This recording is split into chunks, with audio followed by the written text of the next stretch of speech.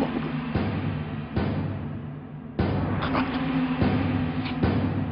రెండు, ఆ దుర్గగాడు సచ్చుడు.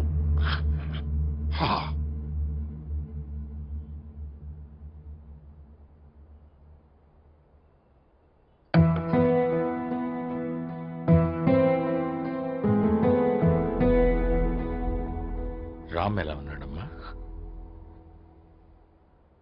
ఒక వ్యక్తి తన ఐడెంటిటీని దాచుకుని ఇంత దూరం వచ్చి మనలో ఒకటిగా బ్రతుకుతున్నాడు అంటే తన పరిస్థితిని అర్థం చేసుకోవాలే గాని అసహించుకోకూడదమ్మా.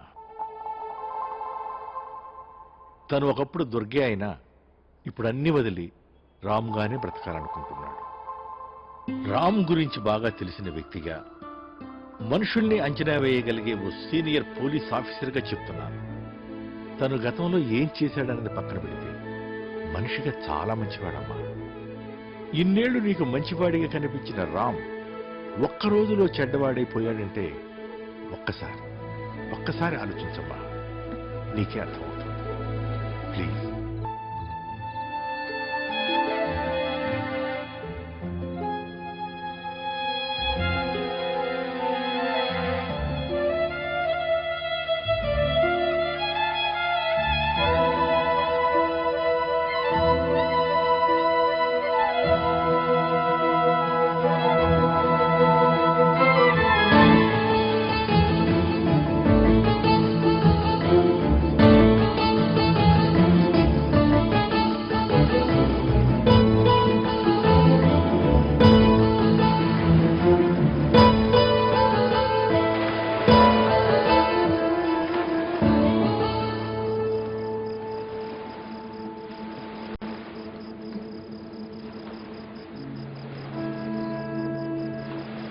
మొట్టమొదటిసారి నువ్వు నాకు పరిచయం అయినప్పుడు నీ వెనక ఏదో బాధాకరమైన గతం ఉందనిపించింది.